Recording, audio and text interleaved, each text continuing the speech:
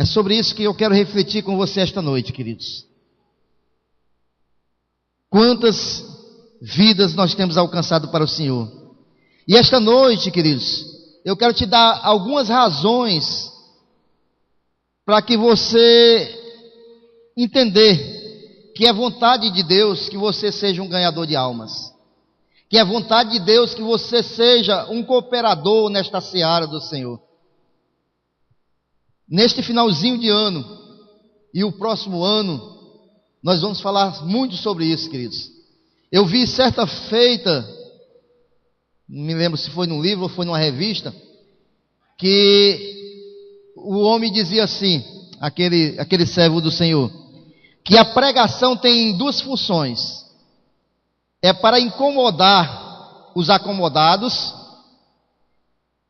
e acalmar aqueles que estão incomodados. São essas duas funções da pregação, né? Aqueles que estão incomodados, a pregação tem a função de acomodar, de acalmar. E aqueles que estão acomodados, a pregação tem a função de incomodar verdadeiramente. Fazer com que aquela pessoa se incomode com aquilo que o Espírito Santo de Deus nos fala. Então nós vamos ver algumas razões para que você entenda por que Deus quer que você seja um ganhador de almas.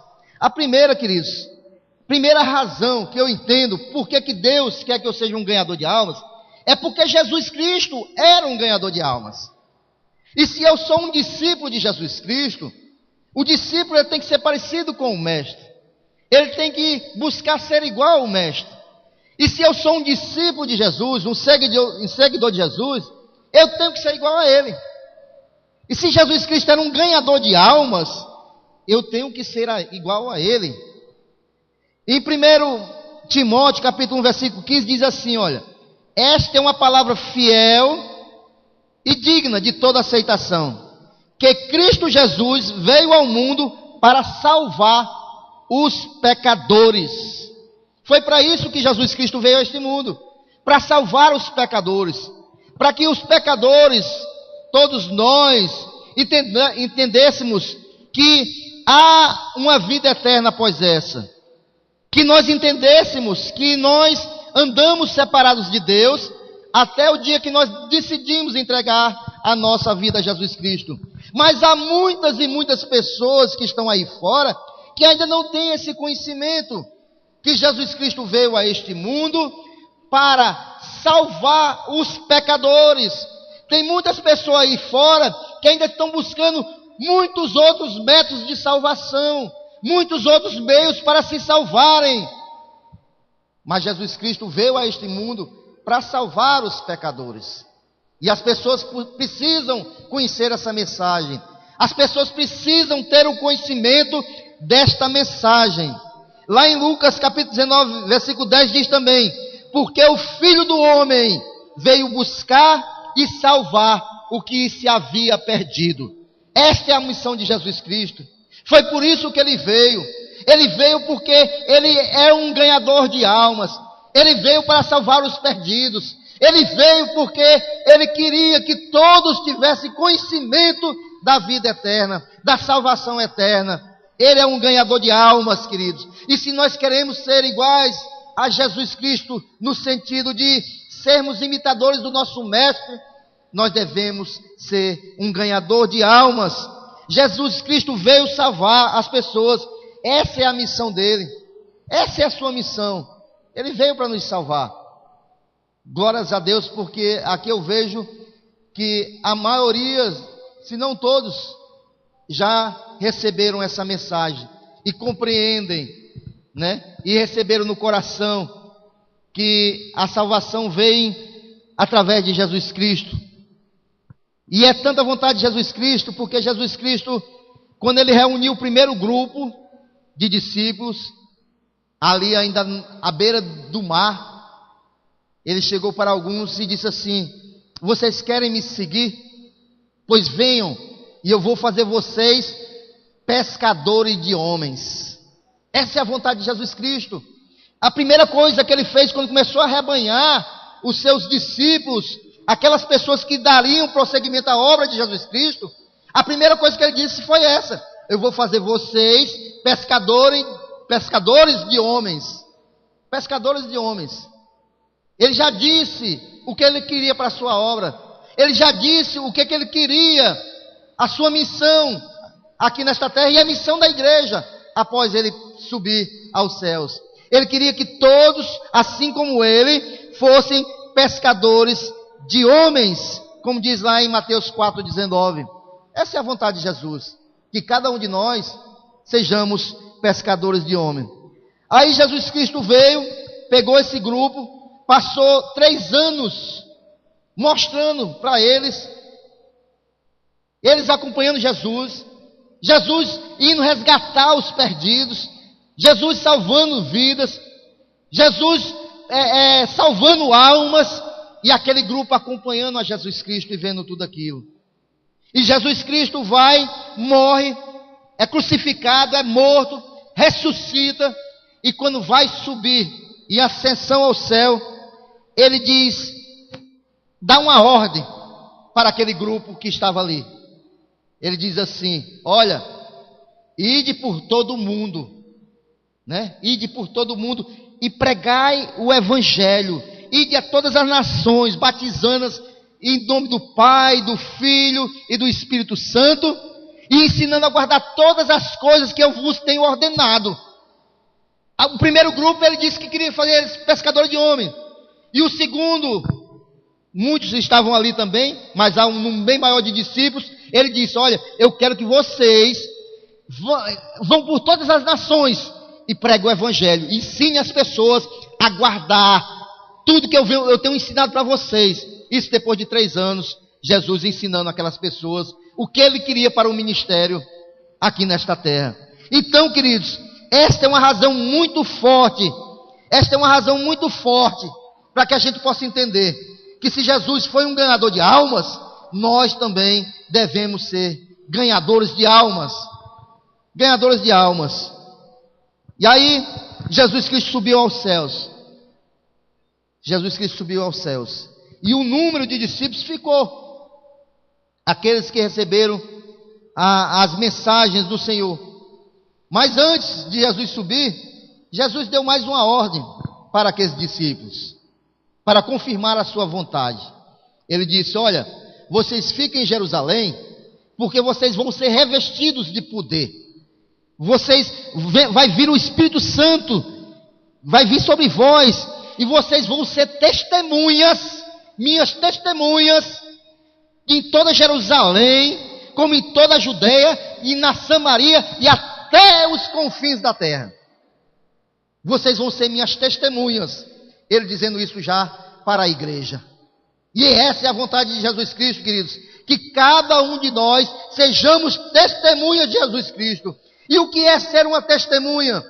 Testemunha é você saber falar, conhecer alguém que você possa testemunhar sobre aquela pessoa.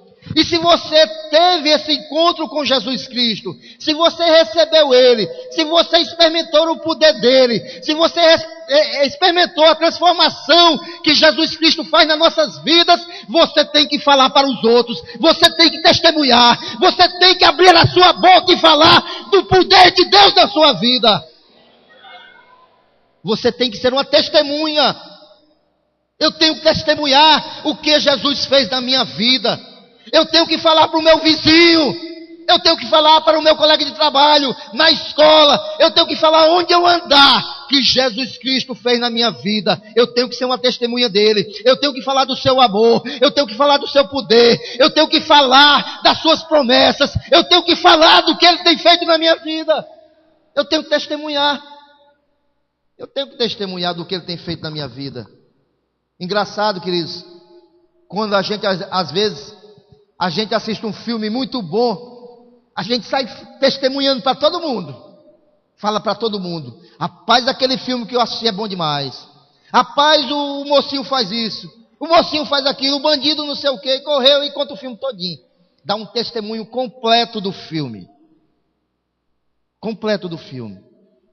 A gente, queridos, tem que ter o mesmo ímpeto, a mesma paixão para falar de Jesus Cristo, daquilo que Ele tem feito em nossas vidas, daquilo que da onde Ele nos tirou e o que Ele tem feito conosco, da minha vida como era antes e como é hoje, do meu caráter como era antes e como Ele tem moldado, transformado ao longo dos anos, que Ele tem feito na minha vida. Eu tenho que falar dessas coisas. Quantas e quantas vezes, queridos, Deus intervém a nosso favor. Quantas e quantas vezes Deus faz algo por nós, não importa se é pequena coisa ou grande coisa, porque nós às vezes temos a tendência de olhar só para os grandes milagres, mas aquilo que Deus tem feito nas nossas vidas, nós temos que testemunhar, nós temos que falar, queridos, nós temos que sair do comodismo, sabe, queridos? Nós temos que testemunhar. A palavra cristão significa como Cristo, ser igual a Cristo. Se eu sou um cristão, eu tenho que ser como Cristo. Como Cristo. Cristo veio para salvar as pessoas, para procurar o perdido. Assim como Cristo, nós devemos ser também. Nós devemos procurar os perdidos. Procurar os sem esperança. Procurar aqueles, queridos, que já não veem mais saída. Queridos, eu já vi diversos testemunhos, diversos, de pessoas, queridos, que moram até próximo a gente, trabalham com a gente, e de repentemente, devido à nossa rotina, que a gente cai no comodismo, a gente não fala do amor de Cristo, a gente não ensina o Evangelho. Vem uma outra pessoa e prega para aquele conhecido nosso. E a pessoa, quando recebe a palavra, a pessoa se transforma. E a pessoa diz assim: por que não me falaram disso antes? Por que não me falaram desse Jesus Cristo antes? Eu me lembro, queridos, de um testemunho que eu vi certa feita, de um português lá no Rio de Janeiro. Ele tinha uma padaria. E esse português, a padaria dele começou a entrar em crise. Começou a quebrar mesmo. Ele já não tinha mais as mesmas vendas que tinha antes. E ele começou a quebrar. E ele se endividou tanto que ele falou com ele mesmo: eu vou tirar a minha vida. E uma noite ele saiu para se jogar numa linha de trem que passava próximo. E toda noite passava um cargueiro lá. E ele sabia o horário desse cargueiro passar. E ele disse: hoje à noite eu vou me jogar na frente daquele cargueiro. Porque ele não via mais esperança para ele. E nessa noite ele saiu, e quando ele foi andando em direção a essa linha de trem, ele passou em frente a uma igreja evangélica. E quando passou em frente à igreja evangélica, estavam se louvando uns hinos muito lindos. E ele começou a ouvir aqueles hinos. E ficou ali próximo à igreja ouvindo. E um obreiro chegou e começou a pregar para ele, botou ele para dentro da igreja. E ali ele ouviu a palavra. No final do culto, ele aceitou Jesus Cristo, se ajoelhou, chorou, e o pastor disse assim: olha, nosso irmão que aceitou Jesus Cristo aqui hoje, é mais uma ovelha para esse rebanho, é mais um membro para essa igreja. Quando terminar o culto, eu vou ficar ali na porta, e cada irmão vai receber o nosso irmão com um abraço. E quando ele ficou lá na porta, mas o pastor e os irmãos começaram a sair, a maioria dos irmãos da igreja era cliente daquele padeiro e nunca falaram do amor de Jesus Cristo para aquele padeiro. E foi vergonha, porque os irmãos iam falar com o padeiro e o padeiro dizia: você congrega aqui porque você nunca me falou de Jesus Cristo? Porque você nunca me falou que havia isso? Porque você nunca me falou que havia essa esperança? E os irmãos saíam de cabeça baixa na frente do pastor. Porque na realidade é assim, queridos. Às vezes nós ficamos no nosso ativismo na igreja, às vezes nós ficamos na nossa rotina da igreja, e nós às vezes tiramos o foco do que é o principal ser igreja, que é para dar prosseguimento à obra de Jesus Cristo, de levar o Evangelho para que todos conheçam que há uma salvação. Nós não podemos perder esse foco, jamais, queridos. Nós não podemos perder esse foco. Jesus Cristo, Ele veio salvar os perdidos. E Ele foi aonde as pessoas estavam. Ele foi aonde as pessoas estavam. É uma coisa que nós também devemos tirar da nossa mente, né? Ele levou a mensagem dele às pessoas, onde elas estavam. Jesus Cristo foi nos mercados. Jesus Cristo foi nas sinagogas. Jesus Cristo foi nas esquinas das ruas. Jesus Cristo foi aonde estavam os leprosos. Jesus Cristo foi aonde estavam os pecadores. E ele foi lá e levou a sua mensagem. E é isso, queridos, que nós como igreja precisamos fazer. Nós devemos ir aonde estão aqueles que precisam receber a palavra, né? E muitas vezes, por isso, Jesus Cristo foi criticado pelos líderes. Jesus Cristo foi criticado porque as pessoas diziam assim: olha, ele está comendo com os pecadores. Olha, ele está indo onde estão os pecadores. Ele recebe pecadores com ele. Mas essa é a missão da igreja. É alcançar estas vidas, né? É se identificar com as pessoas onde elas estão. É ir lá onde elas estão. A gente, queridos, muitas vezes a gente ora, é bem verdade, pelos pecadores, para que eles venham à igreja e encontrem salvação. Mas se nós ficarmos só orando e não formos aonde eles estão, olha, queridos, nós temos que ir aonde eles estão. Nós temos que ir e falar deste amor de Jesus Cristo.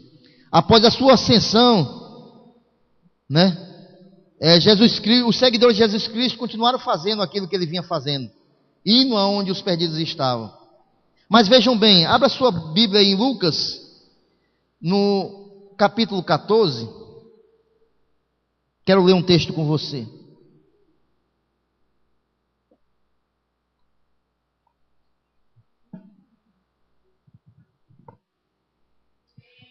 Amém?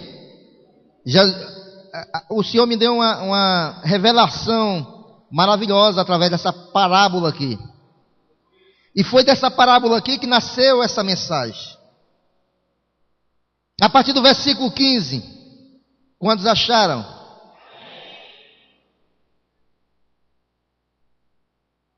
A partir do versículo 15 diz assim, olha: e ouvindo isso, um dos que estavam com ele à mesa disse-lhes, Lucas 14, 15, é esse mesmo. E ouvindo isso, um dos que estavam com ele à mesa disse-lhe, bem-aventurado o que comer o pão no reino de Deus. Porém ele lhe disse, um certo homem fez uma grande ceia e convidou a muitos. E à hora da ceia mandou o seu servo dizer aos convidados, vinde, que já está tudo preparado. E todos a um começaram a excusar-se. Disse-lhe o primeiro, não, eu comprei um campo e preciso ir vê-lo. Rogo-te que me hajas por excusado. Né? Ele comprou um campo, tinha que cuidar do campo, não podia ir para a ceia com aquele homem. O outro disse, comprei 5 juntas de bois e vou experimentá-los.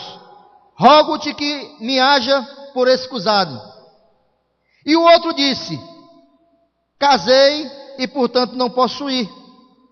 E voltando aquele servo, anunciou essas coisas ao seu senhor. Então, o pai de família indignado disse ao seu servo, sai depressa pelas ruas e bairros da cidade e traz aqui os pobres, os aleijados, e os mancos e os cegos.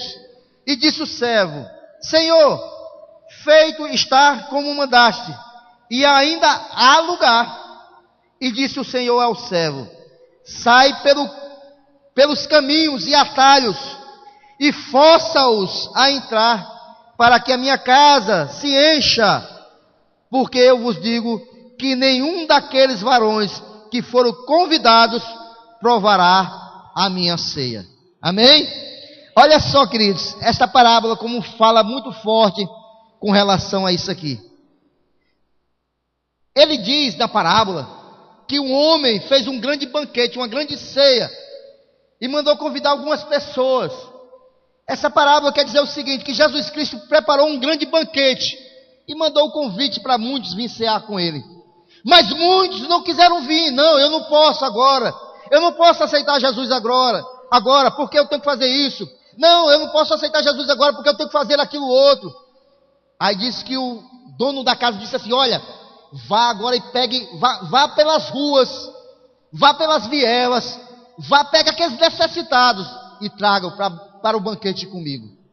O que é que nós entendemos por essa parábola? Ele está mandando a gente ir, vá pelas ruas, vá pelas vielas, ele está mandando ir buscar, vá pelos bairros da cidade e traga aqui, aqueles que estão necessitando, os pobres, são os enfermos, são os miseráveis, aqueles que estão com a vida acabada, aqueles que estão pensando em se suicidar. Vão pelas ruas da cidade, pelos bairros e tragam essas pessoas para cear comigo. Você está entendendo o que Jesus Cristo quer? E tem mais. Aí o servo diz assim: olha, nós trouxemos aqui um bocado, mas ainda tem lugar. E Jesus diz assim: olha, essa aqui, ele diz assim: e disse o Senhor ao servo, versículo 23, sai pelos caminhos e atalhos, e força-os a entrar, para que a minha casa se enche. O que é que você entende aqui por esse força-os a entrar? É insista, pregue a palavra, pregue uma vez, pregue duas vezes, pregue 3 vezes, insista para que eles recebam a palavra. Não desanime, continua, força-os a entrar no reino de Deus. Olha, ainda tem vaga, ainda tem lugar para essa grande ceia com o Senhor. O banquete vai ser muito grande, o banquete vai ser muito lindo, mas tem muitas vagas ainda. O Senhor quer que a sua palavra alcance muitas vidas, chegue a muitas pessoas. Lá em Pedro diz o quê? Que o Senhor é longânimo, é paciente, até que todos venham ao conhecimento da salvação. Da salvação, queridos. Nós devemos sair e levar essa palavra às pessoas. Nós devemos levar o evangelho das pessoas. É sair. Vão para as ruas, para os bairros e levem essa palavra às pessoas. Agora vejam bem, queridos, lá em Atos, né? Os discípulos de Jesus, a igreja já, depois que Jesus subiu para os céus, a igreja continuou pregando a palavra. Abra sua Bíblia aí no livro de Atos, capítulo 5, versículo 24. Atos, capítulo 5, versículo 24.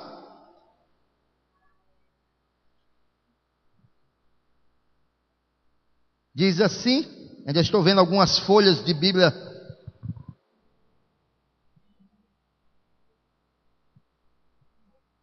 Atos.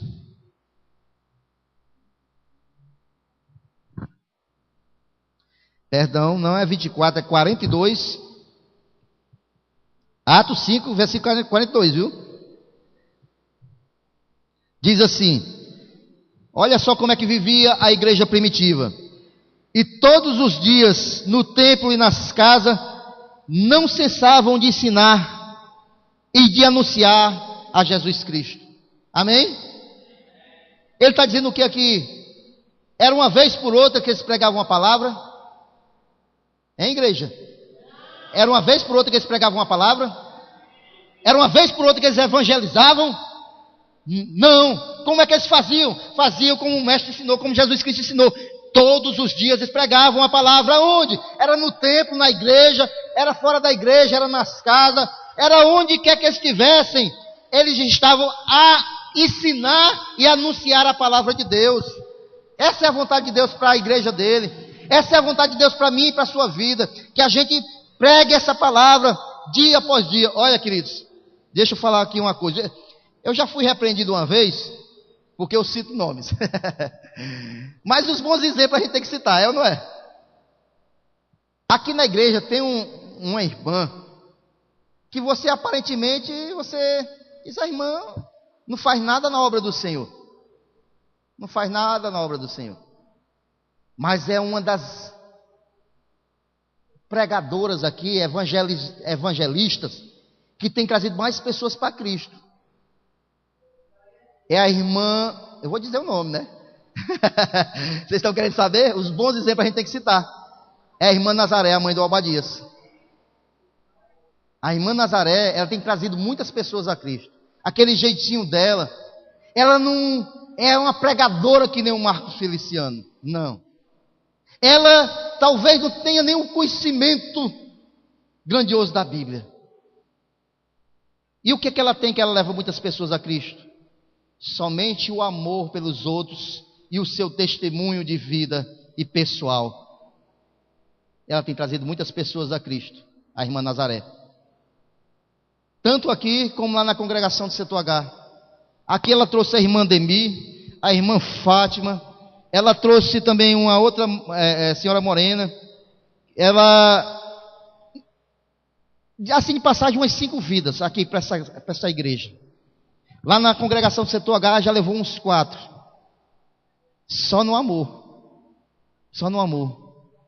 Mostrando com a sua vida, com suas atitudes. Não precisa ser um grande pregador. É só seguir aquilo que Jesus Cristo diz. Ide, sede minha testemunha. Prega o evangelho, prega a palavra. Né? Ontem mesmo a irmã Nazaré levou o Edson lá para visitar essa família que perdeu o seu filho. Né? E ontem mesmo um membro dessa família foi para a congregação, para a igreja. Então é isso, queridos. É o evangelho sendo ministrado todos os dias. Todos os dias. Anunciavam a Jesus Cristo. Nós não podemos esperar, queridos, que as pessoas conheçam a Jesus Cristo só aqui nas nossas reuniões, só aqui nos nossos dias de cultos. Sabe por quê? Porque a gente pode ter 2 ou 3 reuniões por semana. Aqui nós temos 3 na igreja, mas os cassinos são abertos todo dia, os bares estão abertos todo dia, os jogos estão abertos todo dia, tudo que é ruim está aberto todo dia. E nós não podemos ficar esperando somente os dias que a igreja abre para que as pessoas possam conhecer Jesus. Não, nós temos que ir lá, pelas ruas, pelas esquinas, pelos bairros, e falar do amor de Jesus Cristo, da palavra de Deus. Ele disse assim: vai e traga-os. Jesus disse: traga-os. Eles estarão perdidos se tudo que a gente fizer for só orar e não ir lá e trazer. E o Espírito Santo prepara o coração daquela pessoa quando a gente ora. Mas aquele coração preparado precisa receber a palavra. E Deus escolheu a mim e a você para fazer esse serviço, de botar a palavra nesse coração. E quando a palavra for lançada nesse coração, o Espírito Santo de Deus faz o resto. O Espírito Santo de Deus faz o resto. Amém, queridos? E vejam bem, o Senhor, sabe, queridos, Ele nos deu uma missão muito grande. Além de nós irmos e pregar e orar para que as pessoas se convertam, Ele pediu que a gente orasse, sabe para quê? Para que o Senhor enviasse mais ceifeiros, mais trabalhadores, porque a seara é grande, e a nossa missão também é orar para que se levante mais trabalhadores para esta seara. E Deus nos deu um ministério a cada um de nós, crentes, que foi o ministério da reconciliação. Esse ministério cada um dos crentes tem. Você pode ver aí em 2 Coríntios capítulo 5. Deixa eu ler para você, 2 Coríntios capítulo 5. Todos nós recebemos esse ministério. 2 Coríntios capítulo 5, versículo 18 em diante, diz assim: e tudo isso provém de Deus, que nos reconciliou consigo mesmo, por Jesus Cristo, e nos deu o ministério da reconciliação. Isto é, Deus estava em Cristo reconciliando consigo o mundo, não lhes imputando os seus pecados, e pôs em nós, sabe o que? A palavra da reconciliação. Eu e você temos essa palavra em nós, porque quem colocou foi Deus. Nós temos a palavra da reconciliação, e nós devemos levar para as pessoas, para que as pessoas, assim como nós, possam se reconciliar também com Deus. Esse ministério nós temos na mão, cada crente, o ministério da reconciliação. E a palavra foi colocada no nosso coração para levar a outras pessoas, para que elas possam conhecer a Jesus Cristo também. Amém, queridos? Ele nos incumbe de contar as boas notícias a todo mundo e em toda parte. Sabe outra coisa, queridos? Por que nós devemos ser um ganhador de almas? Porque a colheita é grande demais. A colheita é muito grande, queridos. E os ceifeiros são muito poucos. Mateus 9, o Senhor Jesus Cristo fala justamente sobre isso. Mateus capítulo 9, versículo 36 e 37, ele diz: Jesus, passando adiante dali, viu assentado na alfândega Mateus 9, 36, perdão. E vendo a multidão, teve grande compaixão deles, porque andavam desgarrados e errantes como ovelhas que não têm pastor. Então disse aos seus discípulos: a seara é realmente grande, mas poucos são os ceifeiros. Muito poucos são os que se levantam a pregar o evangelho e a palavra de Deus. Jesus Cristo nos deu exemplo. Ele veio, preparou uma equipe, 12 discípulos, enviou. Mas como a seara era muito grande e é muito grande, ele preparou mais 70, enviou. Preparou mais 70, enviou. E ele chamou aqueles 70 e ele orou sobre eles e deu poder para eles expulsar demônio, curar os enfermos e anunciar o evangelho. E eles foram, né? E enviou para ajudar na ceifa do Senhor. E a igreja foi crescendo e chegou até nossos dias. Mas a ordem do Senhor é a mesma para mim e para você. Que a gente vá para os campos, porque a colheita é muito grande, queridos. A ceifa é muito grande. E Ele envia cada dia mais. E se nós queremos ser igual a Jesus, nós devemos ser movidos como Jesus. Jesus olhou para aquelas pessoas e se comoveu intimamente. Ele sentiu do seu coração uma tristeza muito grande, porque ele olhava pelas ruas de Jerusalém, ele via aqueles que são excluídos da sociedade, ele via os leprosos, ele via os mendigos, e ele se comoveu grandemente.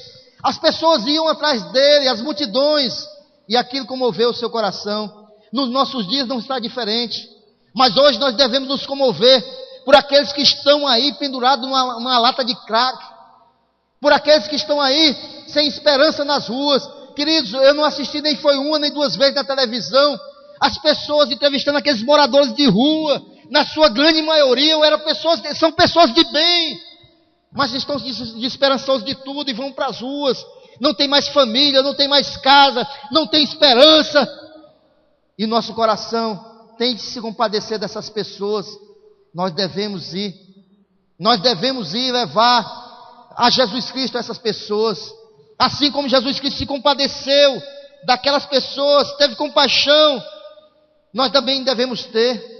Nós também temos que ser movidos por essa compaixão, por essa direção que Jesus Cristo nos deu.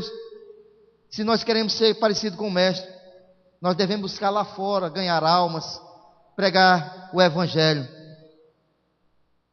Nós às vezes, queridos, nós queremos pescar somente na nossa banheira, mas um pescador, ele vai para o lago, ele vai para o mar, vai para os oceanos, ele vai lá fora buscar peixes. Que essa mensagem de hoje, queridos, que o Senhor tem colocado no meu coração, Ele nos alerte, para nós começarmos a ser uma igreja que sai das quatro paredes verdadeiramente, para irmos buscar essas vidas que estão lá fora, sabe, é no colégio, é no trabalho, nós estamos sempre pregando a palavra de Deus, estamos sempre... Tem um rapaz que trabalha lá na empresa. Antes de ontem eu tive um sonho com ele. Ele é descrente, ele tem uma filha que é crente, ele não aceitou Jesus. Eu já preguei para ele algumas vezes, e ontem ele chegou lá na sala e eu falei para ele: rapaz, eu sonhei com você. Eu sonhei com você pregando numa igreja, e quando você começava a pregar, os irmãos começavam a dar glória a Deus, e era um fogo grande na igreja. E ele disse assim para mim: glória a Deus, né, irmão? E eu disse, glória a Deus mesmo, meu filho, porque é assim que Deus vai fazer na sua vida. É assim que Deus vai fazer na sua vida. Né? Então, queridos, a gente tem que falar para essas pessoas, sabe, do que Deus quer fazer na vida delas. A gente tem que pregar. A gente tem que lançar a rede, lá onde estão os peixes. A gente foi convidado, foi chamado, convocado para ser pescadores de vida, né? Pescadores de vida, sabe? Aqui também a Arlei já trouxe algumas vidas aqui lá no seu local de trabalho, já evangelizou muitas vidas ali. E é assim, querido, cada um de nós, se nós formos para o campo, grande vai ser a colheita, sabe, queridos? Este ano talvez você não tenha ganhado nenhuma vida para o Senhor, mas eu quero que você coloque no seu coração essa meta para 2013, que você seja um ganhador de vidas. Eu vi o testemunho de um pastor certa feita, mas aí é loucura, viu? Aí só quem realmente tem um chamado, ele fez um propósito com Deus. Eu digo que é loucura pelo seguinte, que propósito é coisa séria. Se ele sentiu no coração dele, tudo bem, eu não vou julgar o servo, né? Se ele sentiu esse chamado do Senhor, amém. Eu digo loucura sim, no sentido de você fazer um voto e não cumprir. Porque ele fez um voto com o Senhor, ganhar 10 vidas por dia para o Senhor. Foi o propósito que ele fez com Deus. Senhor, eu vou todo dia ganhar 10 vidas para o Senhor. Né? Se ele sentiu esse no coração dele, esse chamado, amém.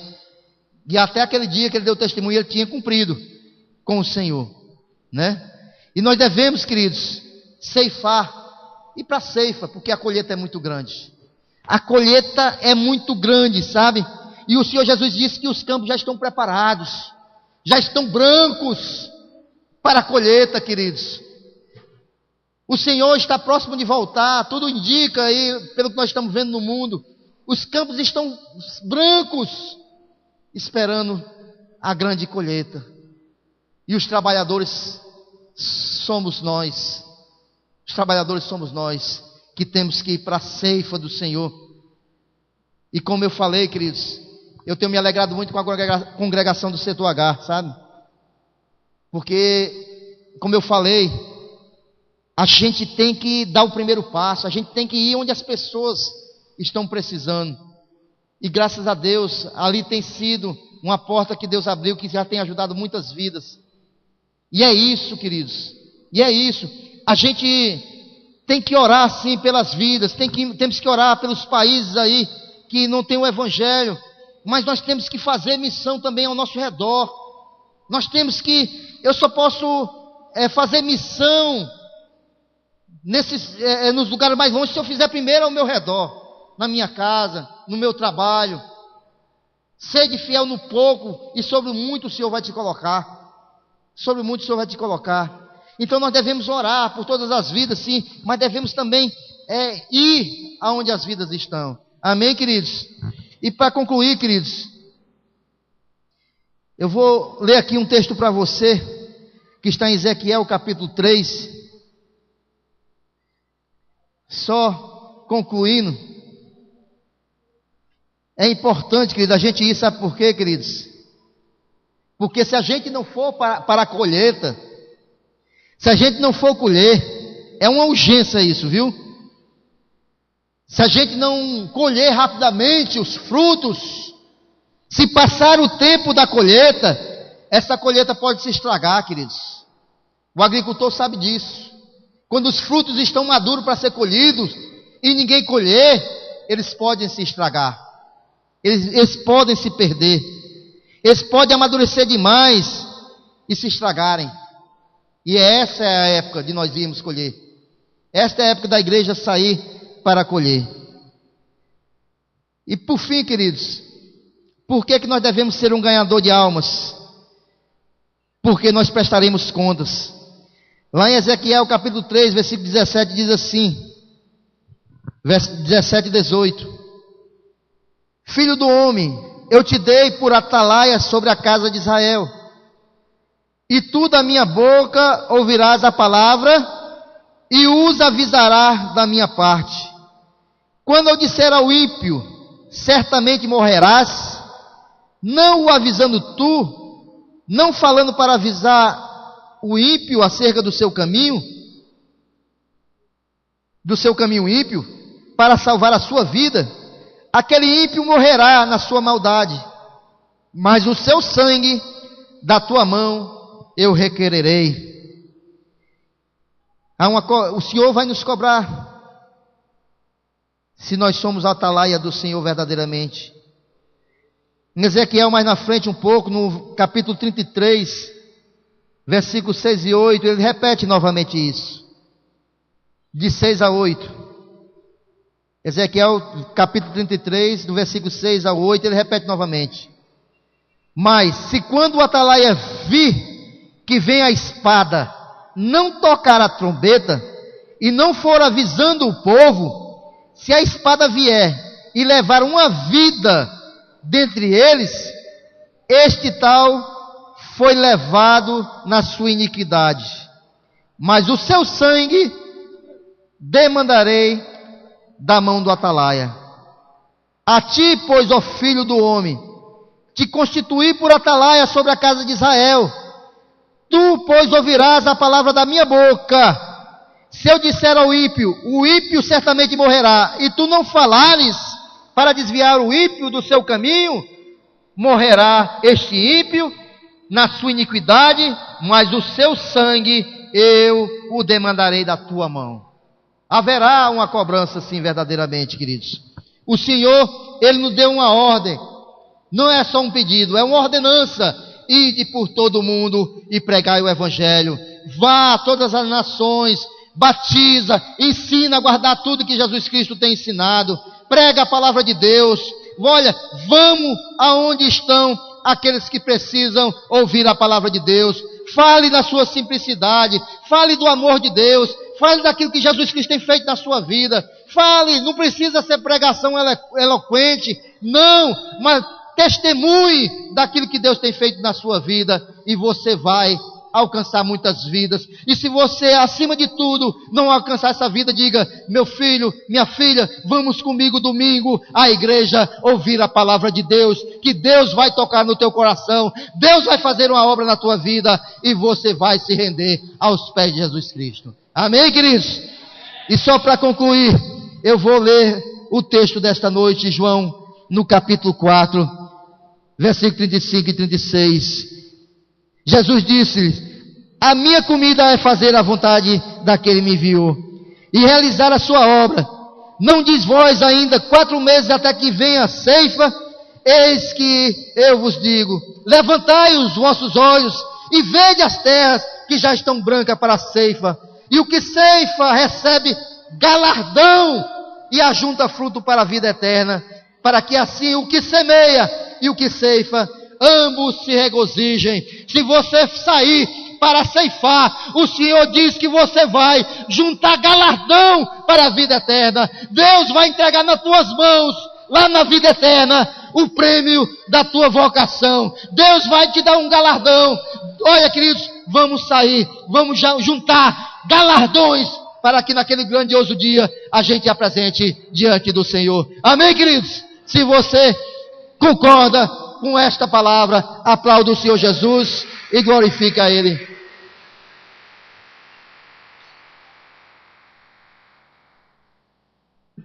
Vamos ficar em pé, igreja, em nome de Jesus.